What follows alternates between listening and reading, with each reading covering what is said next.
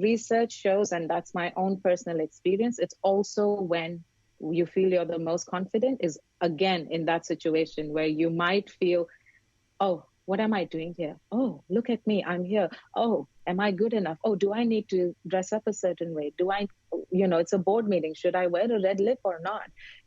Are my high heels too indicative? Like what? Welcome to Women Who Lead. I'm your host, Jess Carr, business leader, mother, and breadwinner in my family. Join me as I interview interesting and remarkable women from around the world on what it takes to be successful in career and life. My guest today is Neha Singh.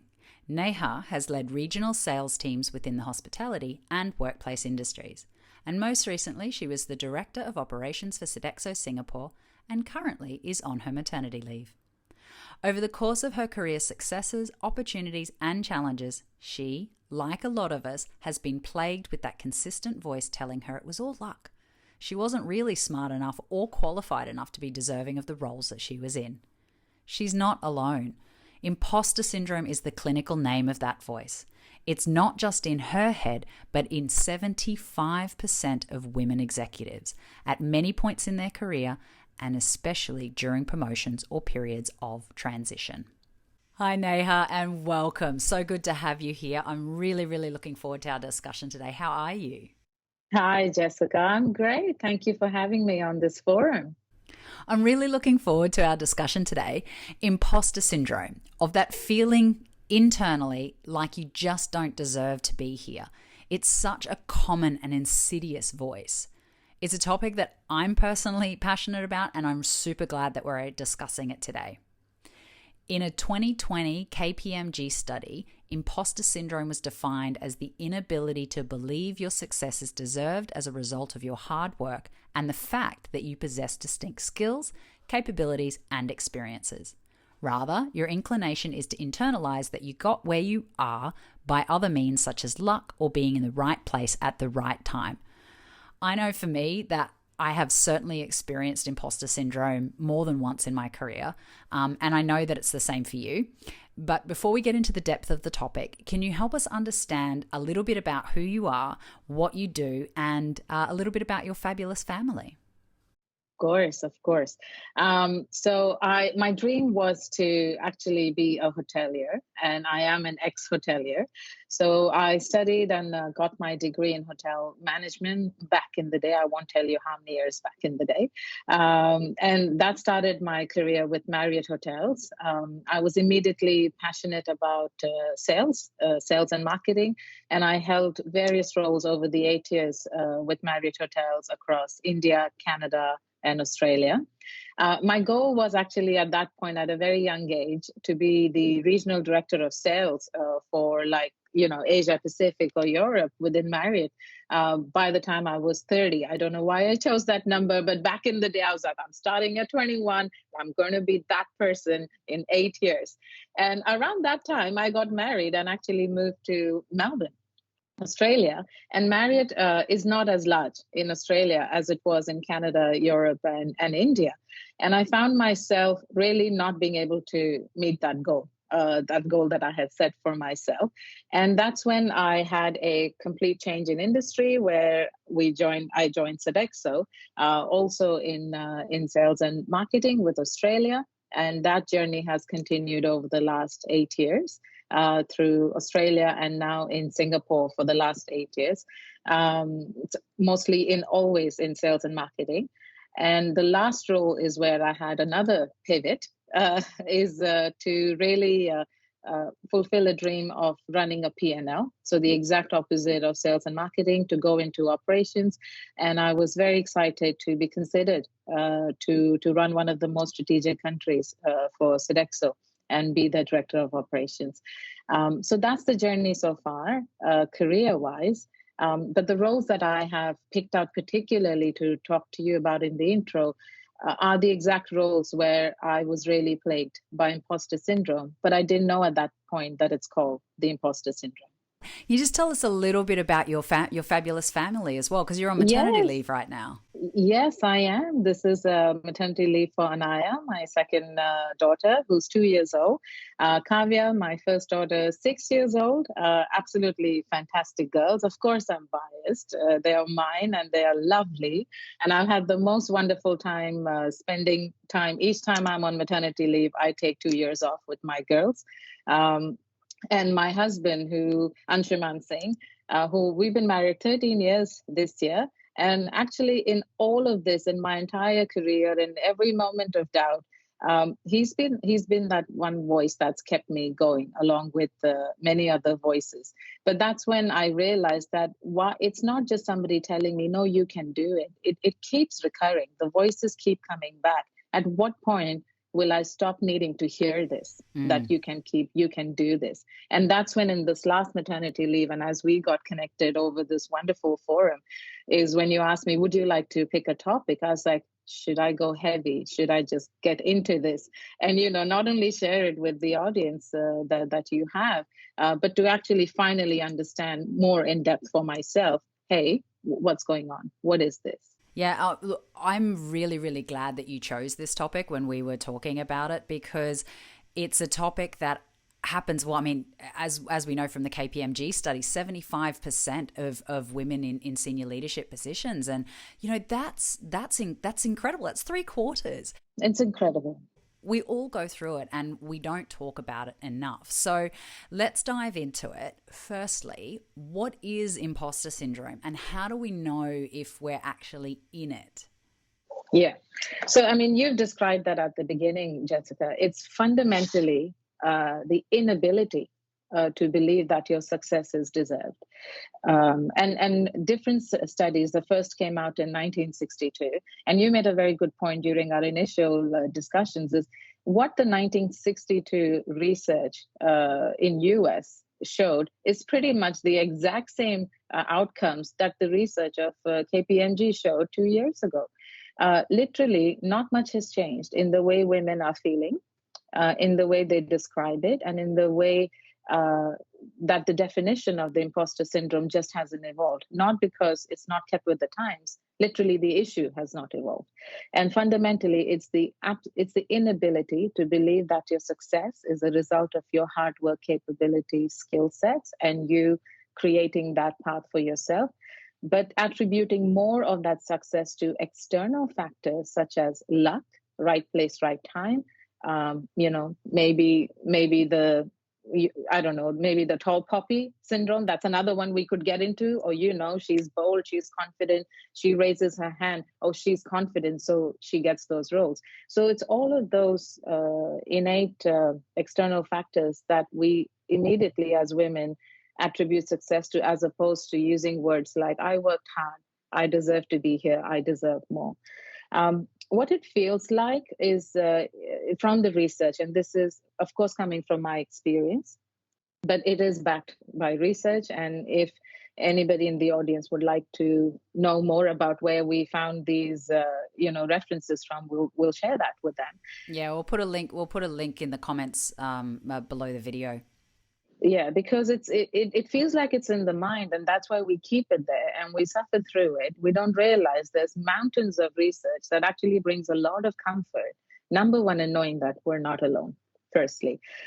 So coming back, what it feels like is at pivotal point of your careers, either through new projects, challenging roles, new role, where you want to completely change trajectory, or just as simple as getting a promotion. After the euphoria, or after the, oh, wow, thanks, comes, oh, me? So you have, it manifests as doubt. And later on, as you sit with that doubt or that voice in your head, it could manifest into anxiety. It could manifest immediately into us telling ourselves, I'm going to do a fantastic job with this role, as if you haven't done it with the other roles. But somehow we start saying, I'm going to kill this. I'm going to set very high standards for myself. I'm going to be the best one yet. I'm going to show how hard it is, and I'm going to make it look easy. Why? So when you start thinking this way is when you might be already in the realm of heading towards imposter syndrome. You're overly justifying why you first, how you got the role, and then how you're going to handle the role. All of that leads to pressure that maybe somebody else who's in a similar situation is not feeling, because they're not being currently plagued by imposter syndrome. So they're already when you're experiencing imposter syndrome, you're already putting yourself at a mental disadvantage than somebody else who might feel or might already believe that they do have the skills and they're worthy of the role that they're taking on, and so they can look more objectively at the actual role and what needs to get done and what's required of you in that, as opposed to if you are starting to feel that imposter syndrome, you are already starting to spiral before you've even taken the role in some situations. Correct. And when you start feeling that way, and it usually happens not in a day-to-day course or in a role that you knew that you would eventually transition to. It happens when you really push yourself, or where you really want, when it's a role that you've been dreaming of. It's a role where you never saw yourself achieving in that timeline or at that point in your career. It's when suddenly somebody taps you on your shoulder and goes, "We think you'll be fantastic for that. You may not have thought about it, but we think you'll be fantastic in that." And it requires a change in the way we were thinking about ourselves. The minute you start trying to be your authentic self is also another aspect where it comes out. So this is where we'll cover later in the topic about when you are in a room where you don't see representation of senior women, or you find yourself as the first woman in that role. And that happens a lot. And I'm glad it's happening now. I love when we celebrate first woman operations leader, first woman president, first woman this. That's wonderful. High chances that that woman is sitting there feeling very isolated because she never saw a woman in that role. There aren't many around her who understand what she's going through. A lot of men are around her. So then what ends up happening is she'll either try to fit in like the men because there wasn't a role model, or she doesn't know how to behave. So do I need to behave like one of them? But what is one of them? And when women at quite senior roles, so let's say you've had 20, 30 years, you're quite confident in yourself. You know what that room feels like. We've all been in those rooms, but we've overcome that. We've had good mentors, good support. We have self-confidence. You overcome that. But as you're trying to overcome that and become more of your authentic self, research shows, and that's my own personal experience, it's also when you feel you're the most confident is, again, in that situation where you might feel, "Oh, what am I doing here? Oh, look at me, I'm here. Oh, am I good enough? Oh, do I need to dress up a certain way? Do I, it's a board meeting. Should I wear a red lip or not? Are my high heels too indicative? Like what? I just really can't imagine a man worrying if he's wearing the right color tie or the right shoes into an environment like that. Whereas, that for women, at least at this point in time, it seems to be something that is it's an additional layer of questioning, because as you say, it's not, you can't look around the room and see 10 examples in that one room of how you should, what the mold should look like, or the variations of that mold. It is few and far between. So I mean, and again, just remembering 75% of executive women, that's 3/4. That's incredible. Yeah, and when I talk about the authentic self, it's not only about representing yourself, externally, but also as we try to. So I'm emotional. Everybody who's worked with me knows I'm emotional. I will be super happy and energy, and I can bring energy in the room. And sometimes when I'm extremely upset, or a point catches me off guard, or I feel attacked in any way, my imposter syndrome manifests itself in anger or tears. And there have been many situations where I've found myself defending my position, but I get teary. And I've had to tell myself, "Don't you dare cry. Don't you dare cry." But you know what? As I'm trying to be my authentic self, there will be situations where I will reach that point, but it's okay that my lips will quiver. Trying to suppress it, I end up losing the points I was making. Trying to suppress myself or compose. Yes, I will compose myself. I'm not a mess. I mean, I can run rooms, I can run meetings, But sometimes I get emotional when certain points are made a certain way or certain triggers trigger me. Um, I've always been anxious about that because I've never seen anybody else express themselves when I'm the only woman in the room. Nobody else is, expressing themselves that way. They get extremely uncomfortable, they're like, maybe you need a minute. No, I don't need a minute. I'm making a point. Yes, my lips are quivering, but I'm making a point. So it's it's all of this. And at the end of the meeting, you go back into the room and say, I did a great job in the meeting. I got my points across, but hey, I should have had more control. I didn't make that point well. Oh, I wasn't very well prepared. That is also a type of imposter syndrome. You were prepared, you made that point. Don't overthink it. Just come out of the room. It's okay. Do you think that this is something that is disproportionately happening to women? Is it a women's issue or is it a men's issue as well? I think it's a workplace issue. I think it's a women in leadership issue. It does impact men, definitely, but it impacts women disproportionately to men. So the chasm is really wide about how many women executives or women at workplace feel this versus men. And again, there is very good research backing this study. And why it affects women disproportionately is mostly through three factors that research and my own experience is pointing towards. And I'd love to hear examples from your experience if you feel that this, rings true. It starts in the early childhood. So early childhood dynamics of how girls are treated in a family versus boys. So once again, the ballets and the soccer teams, the pinks and the blues, all of that, of course, no harm is meant, but the stereotyping is starting quite early. So when a young girl wants to be on the football team, yes, she's applauded. Oh yeah, of course, you can do anything, but she doesn't see another friend there. She doesn't see her best friend in that team or other girls from whom she could play soccer with, boys and girls. Chances are she'll be put in a girls only soccer team, and the boys team and the girls team are probably never going to compete together. That still doesn't happen. And these are small examples like this now that then start in that little girl's mind to say, I'm around girls, that's great, but the minute I'm good enough to play with the boys, and she's suddenly in the team with the boys in qualifiers, it's the start of the imposter syndrome. What am I doing here? Am I good enough to play with the boys team? And just sticking with just one example, the sporting example, till today, you hear about women athletes being paid less, sponsorships are nowhere close. So, I don't have to say much more than that to this point. So it starts in the early childhood.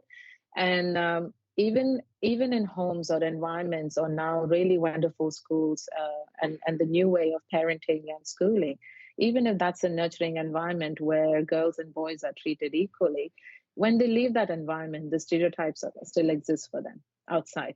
So, you might have a home where it's a completely equality driven home where, anybody can do anything and be themselves. But the minute they leave that atmosphere, the societal stereotypes still exist. So that's just building and building until that young girl reaches university.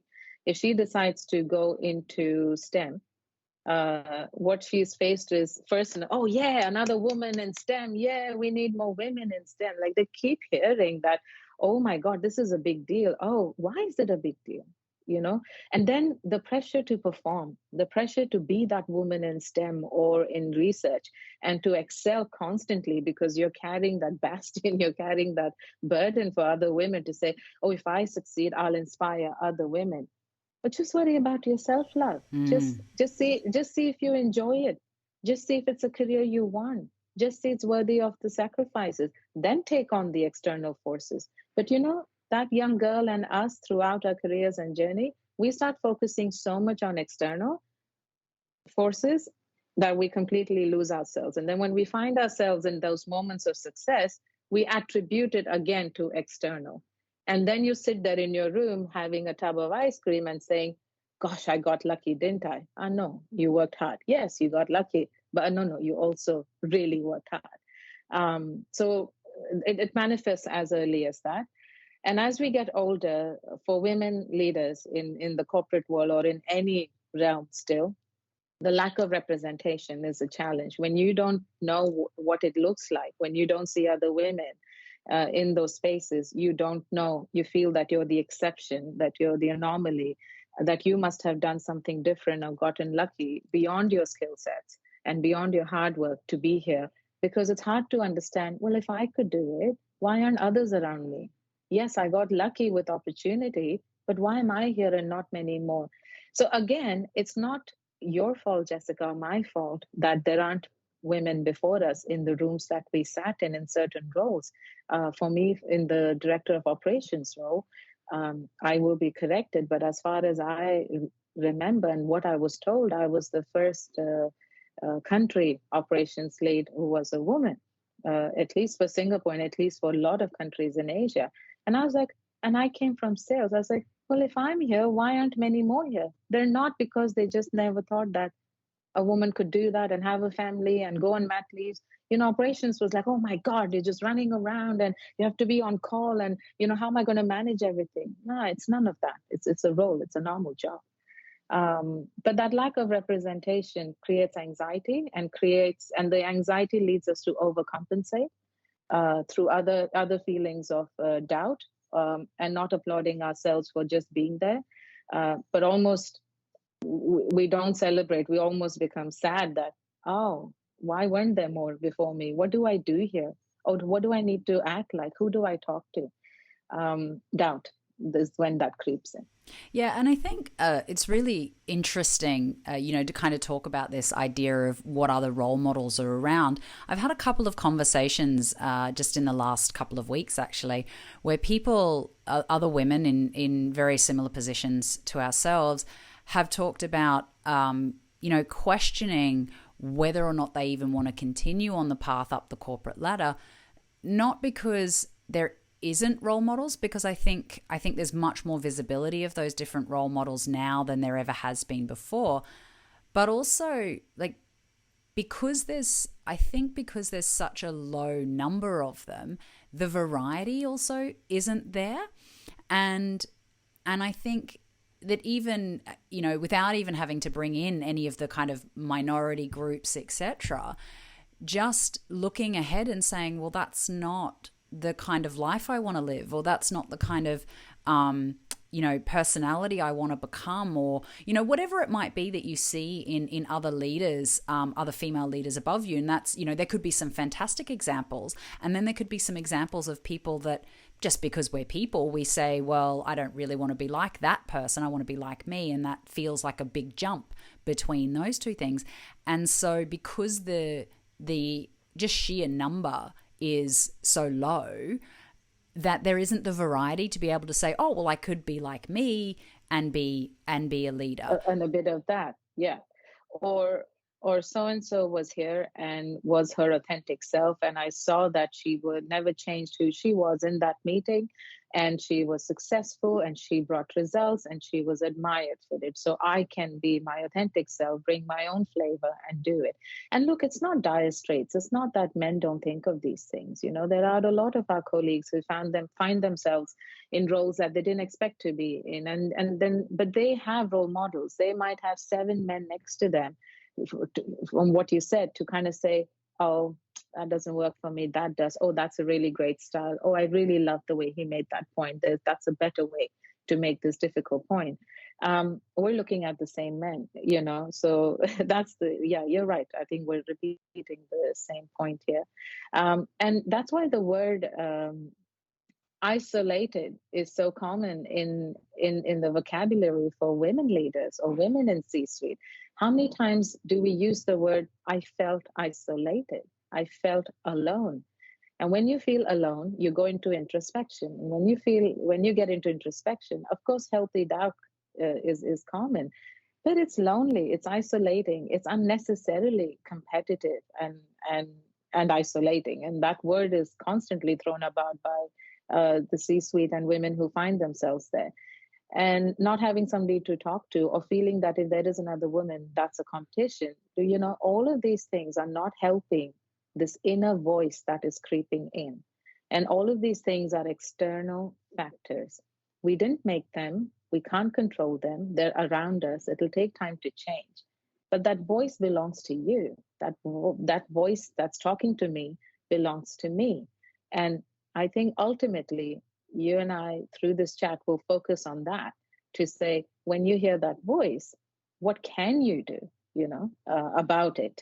And it's normal to have that voice. It shows that you're humble. Humility is wonderful, but how are you talking to yourself in those situations? So, I mean, that's perfect. So what are some of those practical ways of dealing with imposter syndrome? In my experience, and I have to say, a lot of this has come to me when I've had time in the last 2 years, because I was in a very challenging role for me, and what's considered a very challenging role in general. So I never had time to process.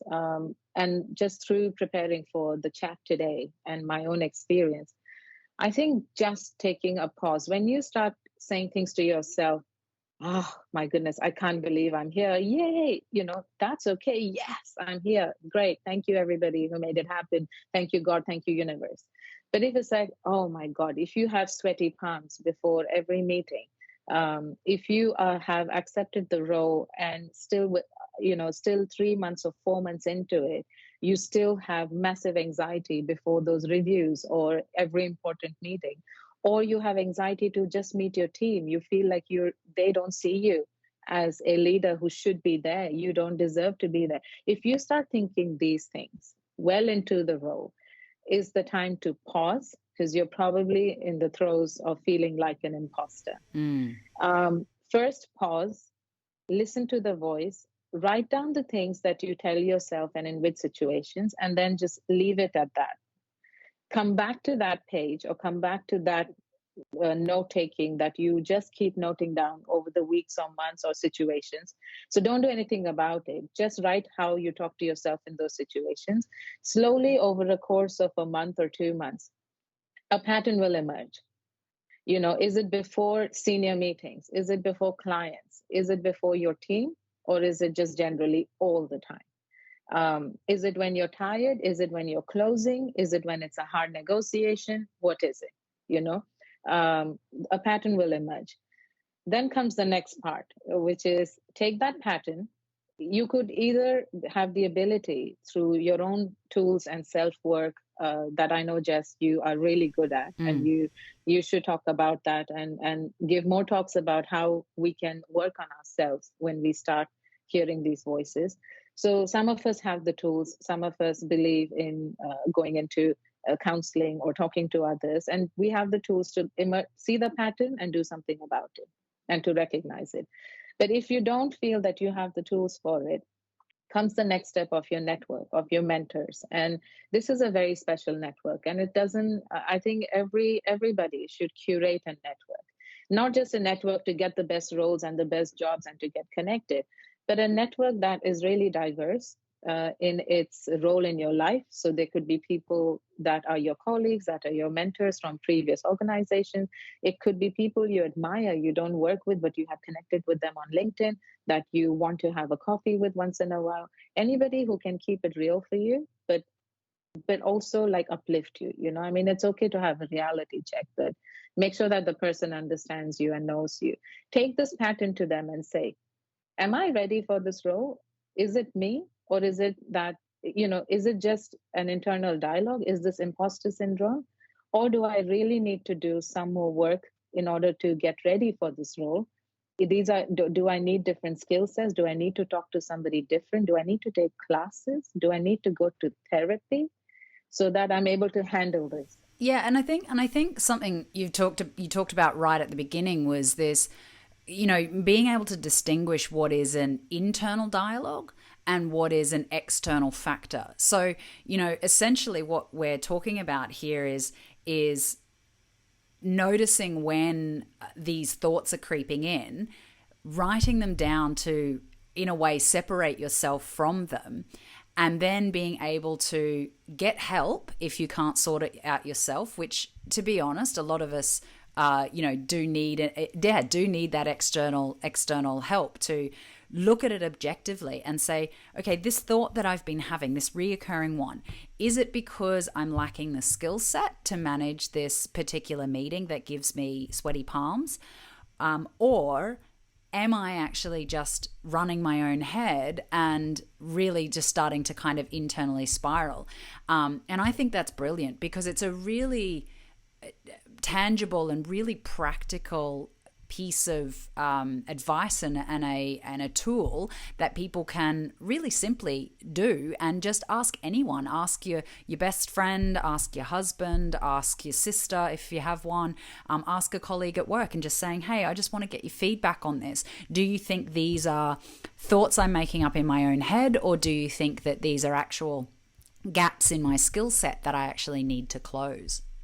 Yeah, and ask your leader, ask your boss, ask the people who put you in that position as well, because a lot of this is an exercise in humility. When doubt kicks in, that's actually good. That means that you're a humble human, that you're willing to accept that you may not be ready, and all the signs that you physically feel in these situations are normal. But my point there is, when we sign up for a role, when we sign up for a project, when we put our hand up for something that is really out of whack for us, all right? At that point, it's also a very important exercise that I find that we discussed was, as you take that role on with a mentor, with a leader, and maybe not with the leader right away, because you want the role, you've been pitching for it, you're positioning. I mean, at that point, when they're making a decision, may not be the best time to go and say, hey, I was just wondering if I'm quite ready for it now. When you get the role, you worked hard for it, you positioned, you pitched, you got it, you have the results to back you up. But as you accept that role and think about it, and the voice starts coming up, very important to do an exercise of these external and internal factors. List down the factors that you have internally innate in you that will make you and this and will bring success in this role. List down the factors that are innate in you that will derail you in this role. In my case, getting too emotional when a point is made too aggressively to me if I feel attacked. List that down as, this is something I need to work on innately. This is innate in me. This is in me, right? At the same time, list down external factors that will make you successful in this role. I have a great team. We have a great running sheet. We have a pipeline that's already 2 billion strong. We have a market that's ready, and we have a very key product that differentiates us. Great. That's an external factor that will make you successful, and few other things. I have a great brand. I work for a great brand, all of that. Also, the external factors that will derail you. We have a massive issue with talent and HR in Singapore. Put that down. That's not your issue. You didn't bring that issue on the table. If you're not able to hire the right person or be able to completely outfit a team with great talent because of so many factors that are affecting Singapore today, just an example that I'm giving you, that HR challenge is a combined challenge. That's not a Neha challenge. That challenge existed before Neha took this role. But what I would do in the previous Neha would be like, I'm going to fix HR. I've got to do it on my watch. I'll have to do it. I will find the answer. Oh, why? If that's 20 a recipe people do it before you. That's a recipe for burnout if I've ever heard it. Yeah, I was interviewing chefs as a director of operations. What was I doing trying to fix this problem alone? And so the point is, list those external factors.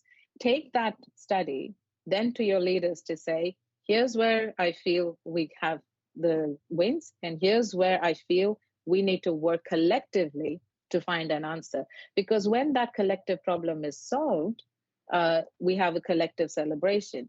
But imposter syndrome will rear its head to say, if I failed in the HR area, the imposter syndrome in me, or in the client area, or in the budget area, the imposter syndrome in me would be that I would take that failure singularly on myself. I failed. I couldn't do it. Yeah, but did you have a healthy handle of what was in your control and where you needed great leadership, organizational skills, negotiation skills in order to talk to your external teams and leaders about it so that it's a collective responsibility? internally, me crying in meetings or getting emotional or wanting to do too much or putting too much pressure on my team because I want the results fast, nobody can help me except me for that. So when I have a healthy vision of a particular role, and that this exercise needs to happen with each and every different role or different situation. I could be going into my very first board meeting and I should do this exercise. So when you have a healthy picture of that, you know where the success came from, you know where the challenges came from, you know what's a personal development, and you know what's an organizational challenge, and that you could or could not impact that individually anyway. And suddenly the chatter just goes down in your head because, yeah, it did for me. The chatter just went pop when I did that. And that helped a lot. And it also helped my leaders to understand how I'm approaching the role, what support do I need, and if the support doesn't come, what are the impacts of that to me personally and to the organization. And I think that's interesting. We tend to also forget that the people who put us in those positions, who promoted us, or who, if we were in a candidacy situation, they're the ones that chose us for the role. They want to see us succeed because us succeeding means that the business succeeds. And so I think we can forget or lose sight of that when we're focused too internally on that negative self-talk. Interestingly, quite a few years ago, it was interesting you were saying before about, when we get offered these roles and we think, oh, who, me? Or do you really mean, little old moi, or is this a bit of luck? Or am I the only person that's available to do the job? So a few years ago. Or the token woman. This is a real issue. Sometimes as women, when we find ourselves in positions that we dreamed of, lately, when I speak to my friends, colleagues, was this tokenism. This is a new thing that I'm hearing about, Well, there wasn't that in the 70s because it wasn't about quotas on boards and those types of things. But yeah, I thought it was really interesting because it happened to me a fair few years ago now, and I was promoted into a role that I didn't think I was anywhere near qualified for. And it was the most senior management that was saying, no, you're ready for this role and we want to give it to you. And I sat in the meeting room and I gave them the most blank look because inside, I was jumping for joy, but I was also going, how am I supposed to react? Like, am I supposed to jump for joy or am I supposed to just sit here and smile? And the poor guy. Or am I being set up for failure? Yeah. The poor guy looked across the table and just went, do you want it? And I was like, oh, yes, please. Yeah, sure. And then I will go and cry and hold myself in the corner. So, and I think, like I also, like you, recurring theme throughout my career. I fortunately got a good handle on it now, but had to go and find some tools similar to what we've talked about today, but really focused on the internal. Like I've spent many years searching for fast and effective tools to deal with those conversations that come up in your head in any situation that is outside of your comfort zone. When you're looking at doing a major transition, if you have catapulted yourself into a position. Just as an example, I came back from maternity leave. Was it 6 years ago, and I moved into a promotion position, and I hadn't been working for 2 years.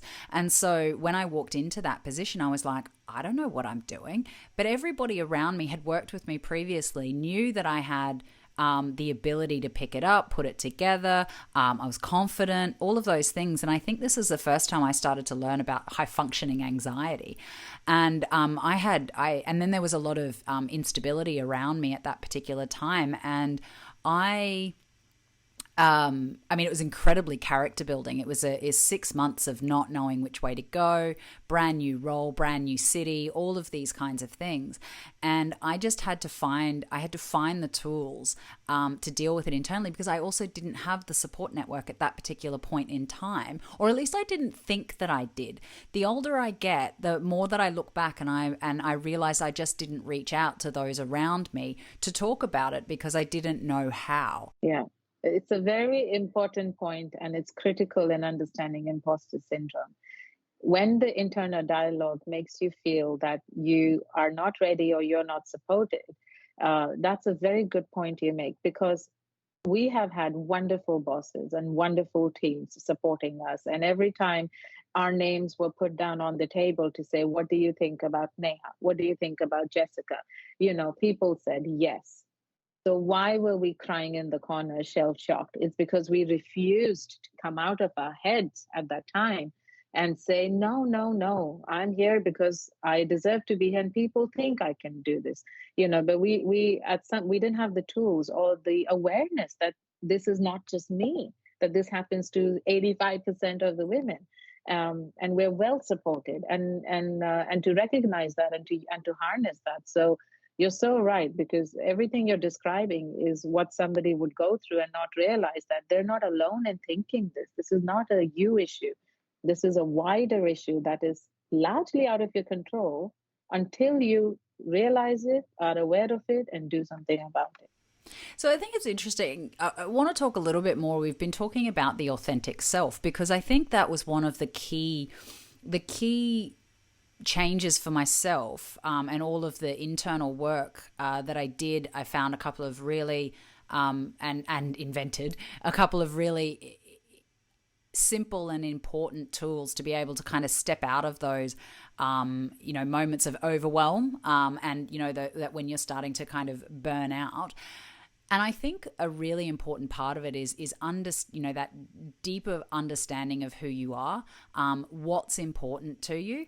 And as you were talking about before, being emotional about things is actually, it's your superpower and your weakness in one, depending on how you actually view it and how you want to then harness it, right? So, it's that passion.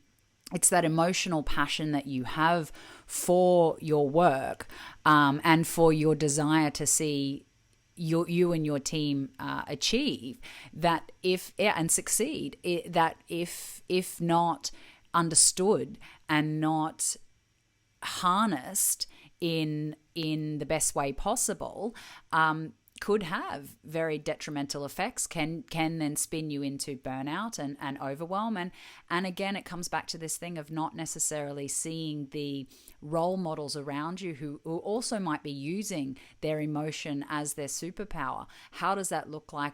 How can I be a leader in that kind of way? And so I think that authentic self-work is incredibly important. Very important. Very important to have confidence in yourself, to know yourself. And that's hard to do because it takes years. You need years, you need experiences, you need all of these situations to kind of bring you to that point. I think the message that we're trying to give here is to say, the day you stop having doubt is actually not good, because humility and being humble is healthy. But the message that we want to share is that if you're in mid to senior level positions, you've got 20 years under your belt, you have raised your hands for really challenging opportunities, you're on a right career path, you're well regarded, you have results to back yourself up, you take risks, and you still have that voice in your head, it's time to do some work on yourself. It's time to get some tools, and it's time to understand that really well just for yourself, so that you're now able to rise above it and have a very healthy career and a healthy experience and healthy growth, and be a positive role model to whoever's watching you, because nobody wants to live with doubt. Imagine us having worked 60 years of having stellar careers, and at the end of those 60 years, if I have to tell myself, wow, I got lucky, it would crush me. And guess what? Before this work, before this research, those are probably the words I would have told my 85-year-old self, to say, I had a fantastic career, I had a fantastic family, I somehow balanced it. Maybe I ignored this, maybe I ignored that. I will just go down that road of, was it worth it? Was it, oh, I just got really lucky. I had a great career, but I got really lucky. I was at the right place at the right time. Yeah, but that's not the only thing I want to tell myself after a 60-year career. You know what I mean? So I think that's where this issue became quite real to me, is to say, even today, if you were to put a mic in front of, a leader, a female leader, and say, how you feeling? I feel really lucky to be here. Okay. All right. What else? Well, and I think, like, if for nothing else, the last couple of years have certainly brought to the forefront mental health, and the ability, and making it okay to be able to start to talk about these things, and start on the personal side of things about your self-worth and what's important to you, and how you actually navigate when you're not feeling well in your head, when you are starting to do this kind of negative stacking, where you're just putting negative thoughts on top of negative thoughts, which is not really going to get anybody anywhere. It's not helpful for the business, it's not helpful for yourself, it's not helpful for your team. So being able to talk about it now is, I think, a real blessing in disguise, that more people can start to talk about it. Yeah. What I wanted to do now was just have a chat about what leaders in organizations can do to support, because obviously we're talking here about what individuals can do, and really about the individual experience, but what can leaders in organizations do to support women in these positions? Succinctly, I think what leaders should do is to start recognizing these signs. So when you approach a woman or anybody, I mean, I know we're focusing on women, it's Women Who Lead podcast, so you know what, I'm not going to be I'm going to say it. When you approach a woman across the table who you think has fantastic potential, and you say, hey, I'd like you to lead this project, and she turns around and says, oh yeah, that's great, but then you see her suddenly not being herself over the next few days, when you suddenly see her being frantic or drinking too much coffee all of a sudden, or flitting around you too much, or just not being herself, that's a sign that she's questioning her ability to deserve that opportunity. And even if they don't display those signs, as you've given somebody a great opportunity, or you're asking them to take a risk in their career, or you see something in them that they don't see it yet, make sure that right after you make that phenomenal decision to promote that woman, that you are observing and you're having a dialogue to say, how do you feel about this? How do you want to approach this role?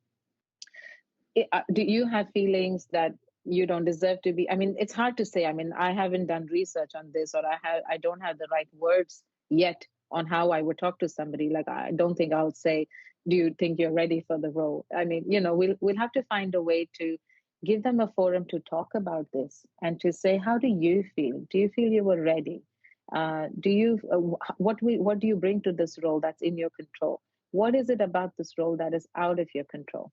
All right. And what can we do together about those external factors? What are internal factors, Jessica, that that's going to help you nail this role? What are the internal factors that you feel that you need to master as a result of this exposure and experience? If you start having that conversation candidly, and your team and the person in front of you trusts you and considers you a mentor, that just completely changes how they will approach this role. Because you have said, external factors, I'm with you. Internal factors, I'm here to help you articulate that, but you need to go do the work on yourself, just like I need to do the work on myself. And suddenly the pressure is off that woman to say, oh, I have this now. I need to fix everything. And I need to do it in style while being composed. And I need to somehow have a family in the middle of it. I just need to do it all. I need this. I'm going to set such high standards for myself. You start listening to these things, that's a red flag that she needs a talking to. And I think what's really interesting, just to tie back to in the beginning, you talked about the external factors of, in this particular situation about HR and talent being an area that the business knew that, because of the context. It's a problem. Yeah, it's a problem because of the context of the situation. And that's not your responsibility. I think what could be interesting is if you're also, when talking about the organization, if you're a new person into the organization, you might not know how things are done around here. You might not know what the the shortcomings are. So, and particularly we're talking about women moving into transitions. So if you're moving into transitions within the same company, you might have the contextual knowledge about these things already, or maybe not. But certainly if you're moving into a new company, you've got to learn everything there is about the company and how things are done and where the weak points are and where the strong parts are, as well as also then this kind of inner feeling of I need to prove myself because I'm new in the role and I'm new in the company.